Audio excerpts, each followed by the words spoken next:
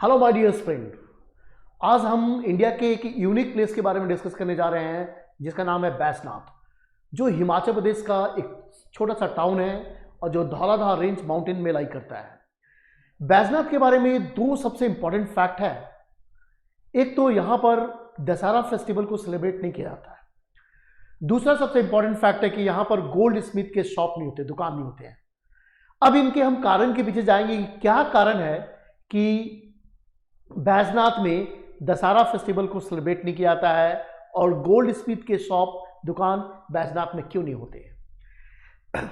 तो बैजनाथ के बारे में यह भी फैक्ट है कि यहां पर मंदिर जो आप देख रहे हैं, टेम्पल जो बना हुआ है बैजनाथ का, जो नागर स्टाइल्स में टेम्पल बना हुआ है और शिव का ये मंदिर है।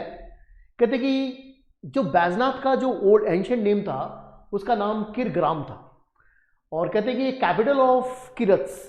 तो किरत हिमाचल प्रदेश के पहले निवासी थे जो माइग्रेट करके हिमाचल प्रदेश में बसे थे, उनका ये कैपिटल रहा है बैजनाथ, जिसको किरग्राम कहते हैं।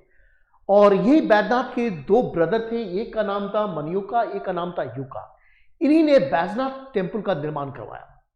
अब बैजनाथ में भोले शंकर का जो लिंग स्थापित है उसके पीछे रहस्य है, स्टोरी है, और बहुत ही इंटरेस्टिंग स्टोरी है कि बैजनाथ में शिव कैसे वहां पर उनका लिंग स्थापित है। तो इसका स्टोरी के पीछे एक कहानी ऐसा है कि जो रावण था, किंग ऑफ लंका, जिसको डेमन किंग कहते थे, वो भोले शंकर का बहुत ही भक्त था, पुजारी था। उसने कहते कि अपने 10 सर को काट के भोले शंकर को एक तरह से हवन कुंड में डाल दिए, भोले शंकर को प्रसन्न करने के लिए, शिव को प्रसन्न करने के लिए। और भोले शंकर खुश हो गए और वो रावण से बोला कि तुम मेरे से कुछ मांगो, वरदान मांगो। रावण ने बोला कि मेरी यही इच्छा है कि आप यहां से चल के लंका में चले और लंका में रहें आप और वहीं पर तपस्या करें। भोले शंकर ने बोला कोई बात नहीं है, इस ओके, मैं लंका चलने के लिए तैयार हूं, बाकी एक शर्त है। क्या? तो मैं लिंग में कन्वर्ट हो जाऊंगा, जो और लिंग को तुम लेके लंका जाओगे उसको रास्ते में कहीं रखना मत, कहीं भी अर्थ के ऊपर रखना मत। उसने बोला इस ओके, प्रॉमिस। अब रावण ने क्या किया कि भोले शंकर लिंग में कन्वर्ट हो गए और उनको अपनी पीठ पर रखा, पीठ के बल, और चलने लगा लंका और बैजनाथ ही पहुंच गया। जब बैजनाथ पहुंचा तो क्या हुआ कि नेचुरली रावण को कहते कि लघु शंका आ गई या वॉशरूम आ गया। रावण परेशान हो गया, ये नेचुरल थिंग थे, उसको रिलीज करना था। और फाइनली क्या कि वहां पर एक भेड़ चराने वाला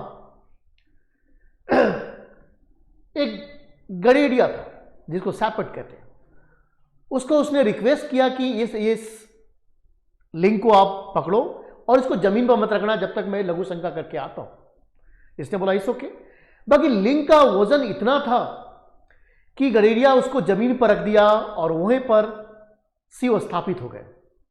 और इसलिए बैजनाथ के लोग बोलते हैं कि रावण नहीं होता तो आज भोले शंकर हमारे घर में निवास नहीं करते, और इसलिए उन्हें फाइनली रावण के पुतले को जलाने से वहां पर मना कर दिया गया और ये रीति रिवाज लंबे समय तक चलता रहा। बाकी 1970 में क्या हुआ, एक इवेंट्स हो गए। एक पर्सन ने क्या किया कि वहां पर रावण के पुतले जला दिए और उसके साथ दुर्घटना हो गई, उसके फैमिली में किसी की मेंबर की भी डेथ हो गई।